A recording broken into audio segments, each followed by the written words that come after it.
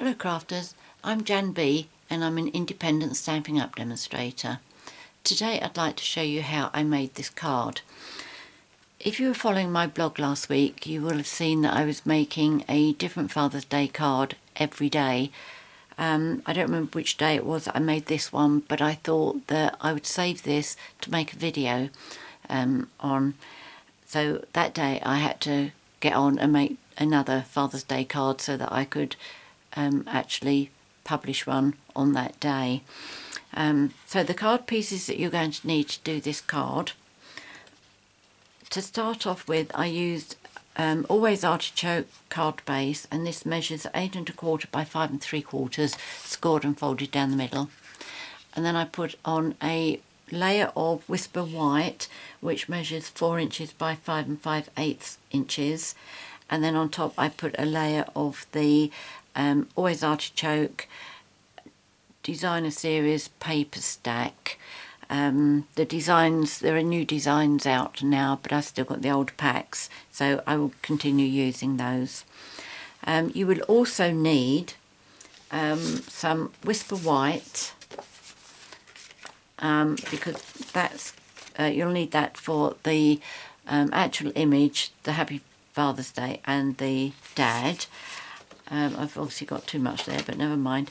And also some Always Artichoke, again for the layer, and also for the green here and for the leaves.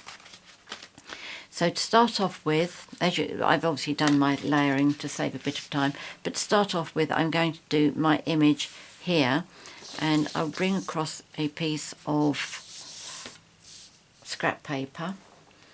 The piece of Whisper White that you need should be about 4.5 inches by 3 inches, a bit bigger if anything. And first of all, I'm going to stamp the image of the car, and that I've taken from the Guy Greetings stamp set. That's this here, and I'm also going to be using the Dad from there. So first of all, I'm going to be using chocolate chip ink for the car.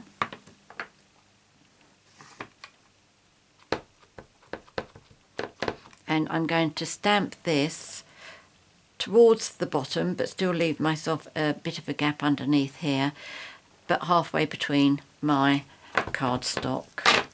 My sheet is just over 5.5 by 4 1/4. Just as a guide for you, I said 4.5 by 3, but mine is quite a lot bigger. Okay, so this is my car. Sometimes I use the paper piercing mat underneath. Sometimes I don't. Just depends what kind of mood I'm in, I suppose. I don't think that it is absolutely crucial. I understand that they say that this doesn't have any cushion on it, which is why you're supposed to use that, but I think it comes out just as lovely. The other thing you need to do, once you've stamped that, you need to take a sheet of Post-it note and stamp the card again. You obviously can't see it very clearly on here. Here's one that my second one that I've started to do. You can see it a lot more clearly. What you need to do is fussy cut it out, but unlike mine, you don't need to keep on it. You see here it's got like shadows where the road is there, there, there and there. You don't need to keep that on there, so just cut round the wheels. When I cut mine out, I wasn't sure how I was going to be using it, so I did leave my bits on there, but they're not necessary. So to start doing my trees, first of all I'm going to put my mask onto my car like that, and the tree I'm using is from the Lovely as a Tree set, and I'm going to be doing that in Always Artichoke.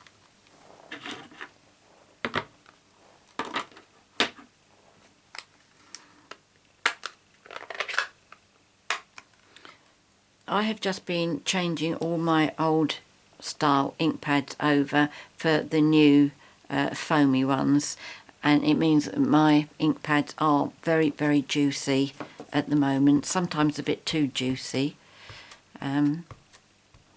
but I'm not complaining. I'd much rather they were too juicy than not juicy enough.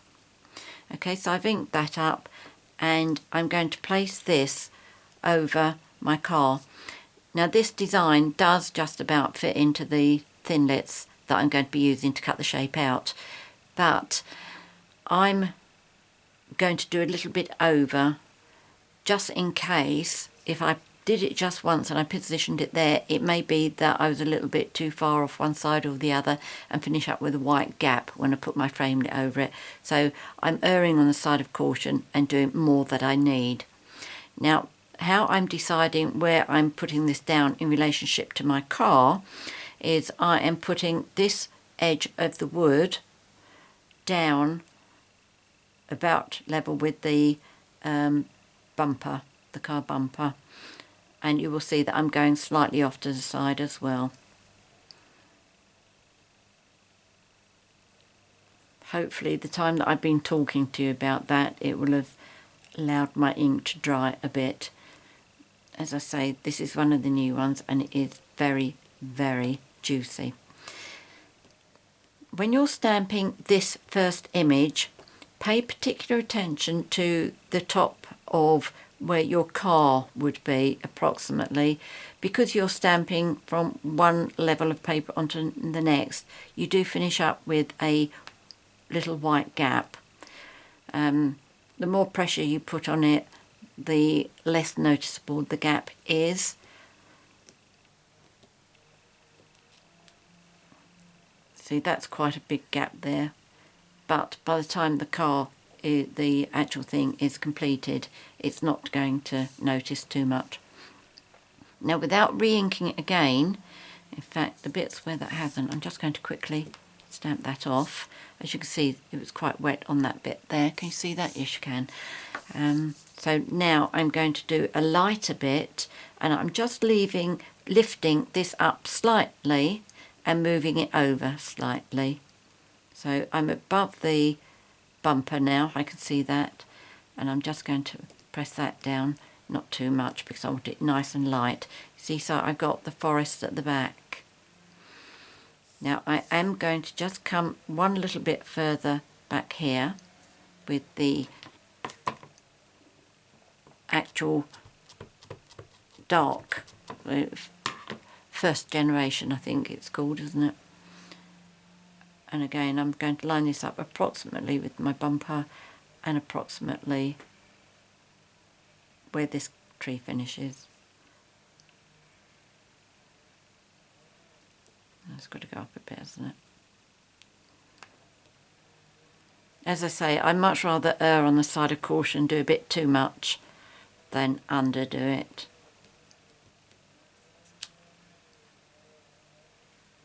Give that a little stamp off. If your stamp pad isn't as juicy as this, you really don't need to do that.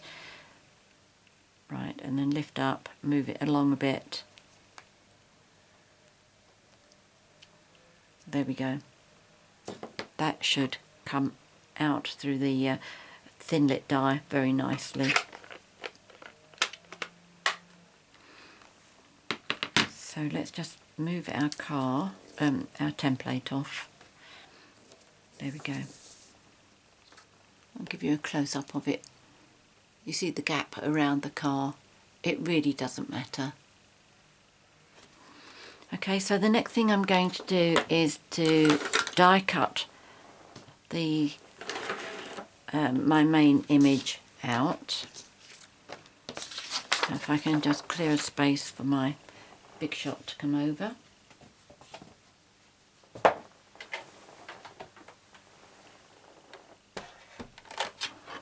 Right. The thinlits I'm using are in the new catalogue and they're called Lots of Labels. I'm going to use dies number 6 and 7. I always number my dies starting from the inside going out. The smaller the die, the smaller the number. So it's 1, 2, 3, 4, 5, 6 and 7. That's the two largest ones. So for the image that I have here, this is going to be die number 6.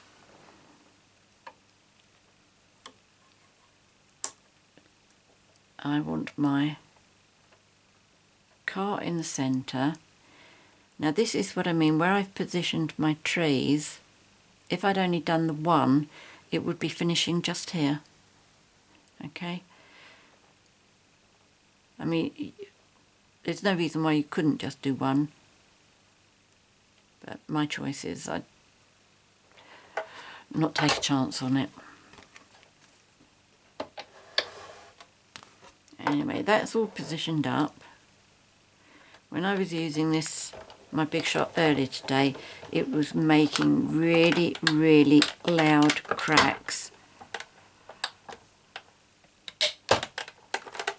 Like that.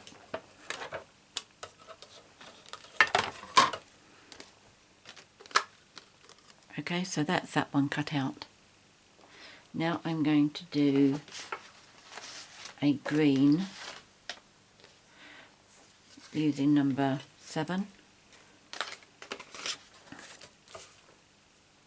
And will that fit on that way? A bit tight. Probably would do if I had patience to sit and fiddle with it, but I don't think it's worth the effort. Okay.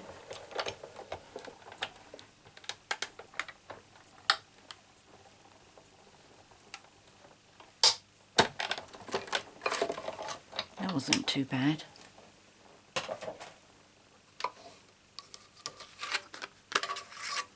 Okay, so that's the green one. Let's move this out of the way.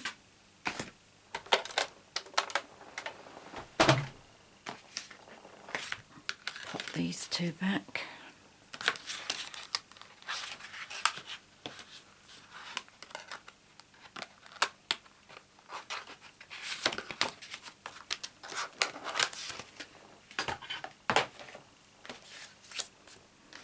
Right, so the next thing I'm going to do is I'm going to do some paper piercing.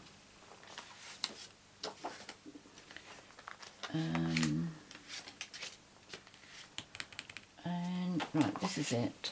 And it is called the Updated Essentials Paper Piercing Template. You do get 3 of these altogether. Don't know if you can see this, but on this one you also have for you, happy, hello, and little squirrely design. Okay, so I'll put that down, line up the black line to go around the edge.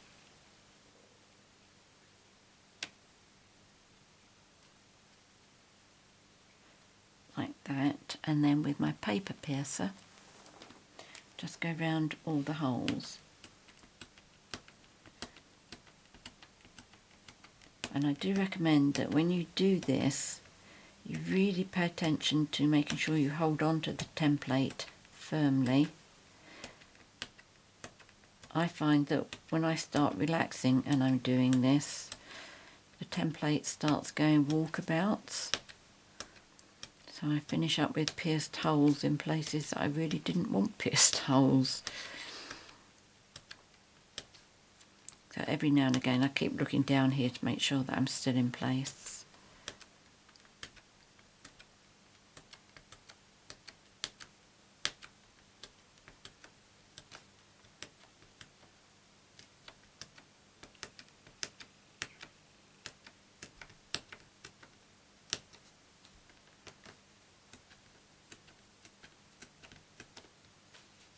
Oops, that moved.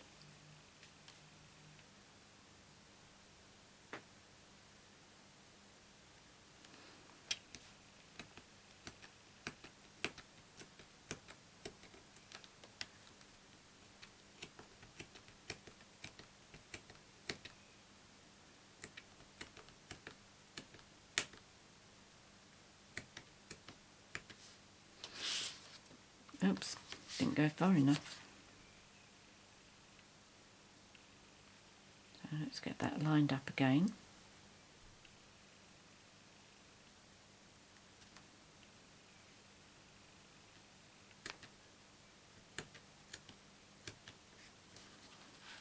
That's better. Okay, so that's the holes in it. Can you see? Yes, you can. That's that. So I'm going to adhere my image using wet glue onto my green layer.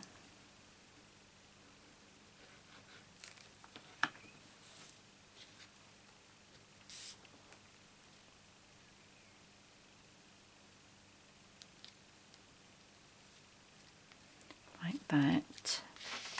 And then I'm going to layer that onto my card. Again, I'm going to use wet glue.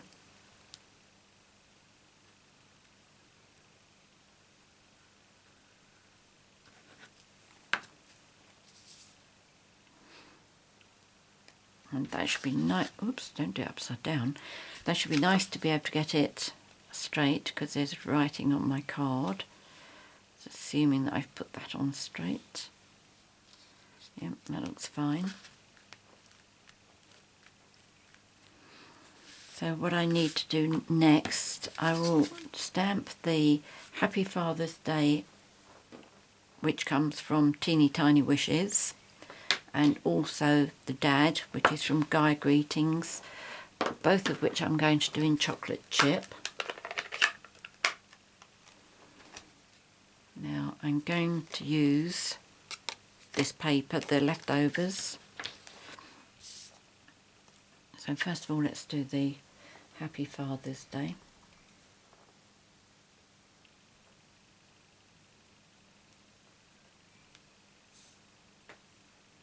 There's a hair on that. Crikey, I hope you didn't hear my tummy then.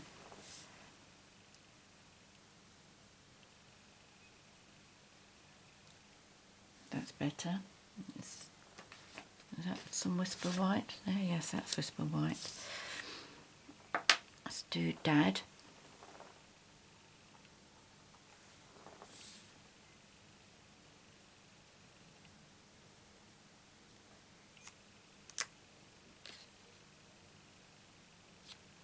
You shouldn't have a dot in the middle.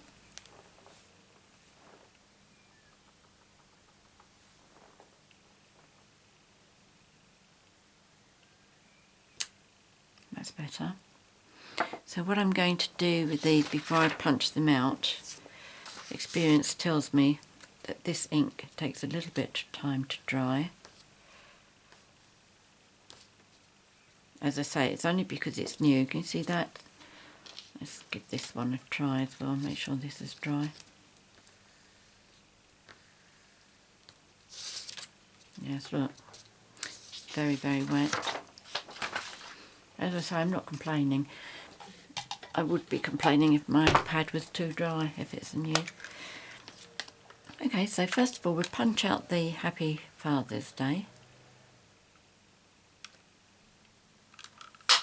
And while I'm using this punch, I will punch out another one of these. Let's cover that up before I put my elbow in it. So let's put these two together. What I do is just cut that in half, put some wet glue on the back on both ends.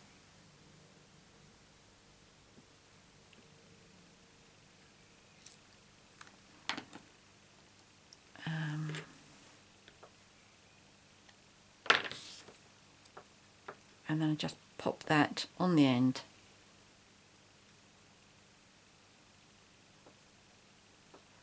Like that.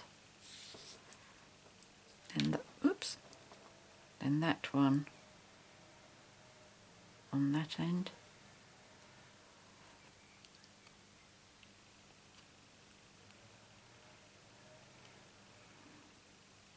Okay, and I'm going to put that on with dimensionals. And what I'm going to do is I'm going to cut the little ones from the edges.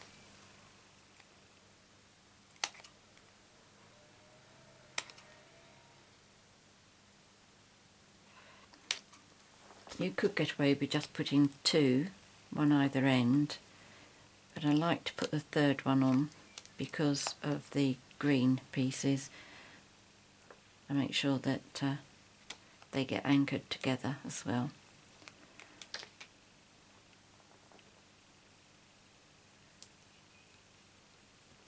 Okay.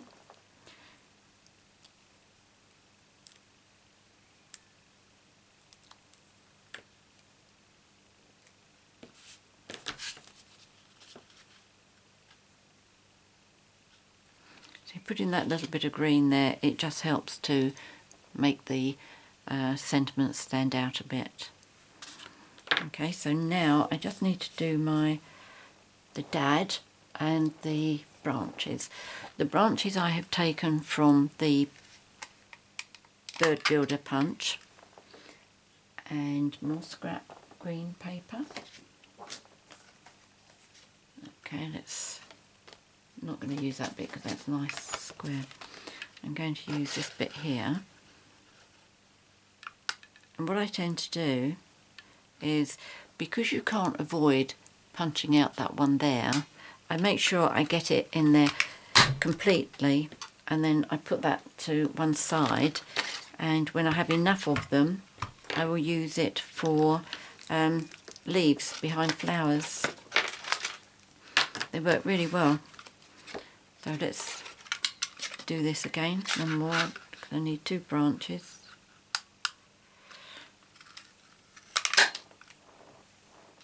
Keep that one, and this we can use for now.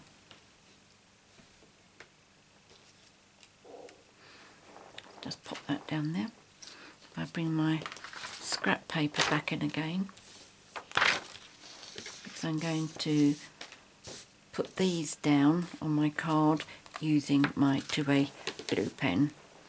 So one's going to go like that, and the other one's going to go like that. Okay, so the first one,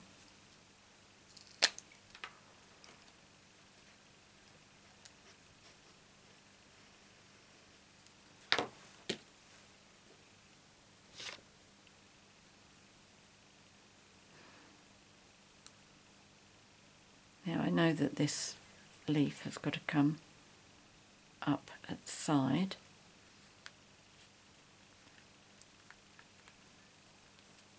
Okay, it's got to come up the side here, and this one likewise.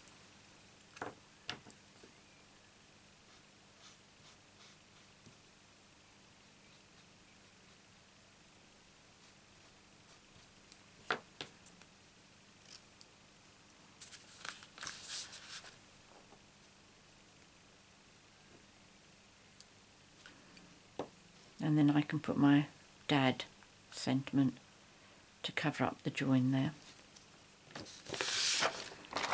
And I would do that by using, oh no, that was the other thing I wanted to show you, isn't it? To punch this out, I used the new washi punch. And what I did, bearing in mind this is the one that I'm going to be using, pop it in like that, punch it out, and then I'm going to put it back in again, and as I put it in I'm going to do it so that can you see how that is coming up through there? I just do it so that I can feel that it is like that, and then I try and make sure that I got the same gap there and there. That looks about the same to me, and then punch it. Okay, so that bit isn't any good because it was it's got that little extra dot in it that it shouldn't have. And then I'm going to pop this onto here with dimensionals,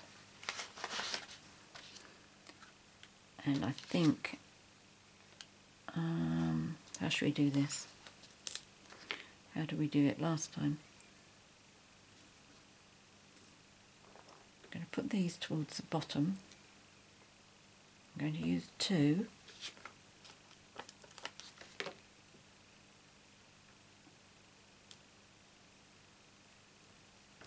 Okay, so what I've done is,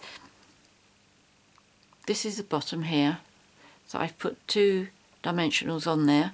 So when I put these down, I'm going to stick them just underneath where those 2 branches meet.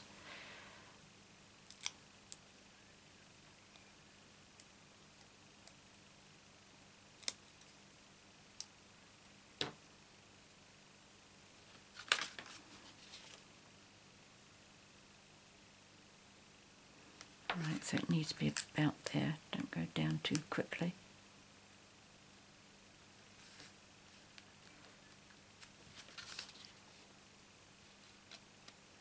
There we go, that's it. Okay, so that's, if I'd stuck that so that it was sitting on where the branches meet, it would make this look a bit wobbly, but that's gone down brilliantly. So there you go, that's my Father's Day card that I made last week, which I thought was too good to share without making a video of it first. Hope you agree. I think it's a lovely card. Many thanks for watching my video. If you have any questions, please contact me because I will be very happy to help you. And if you've enjoyed my video, please subscribe to my YouTube channel by clicking on the subscribe button. There'll be one on the right hand side of the screen, and there'll be one just below the screen, depends what device you're watching this on.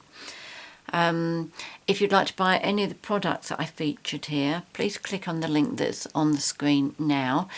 There'll also be another link in the details below, and that'll take you straight to my 24/7 online Stampin' Up shop. Many thanks for joining me today. Until next time, happy crafting. Cheerio.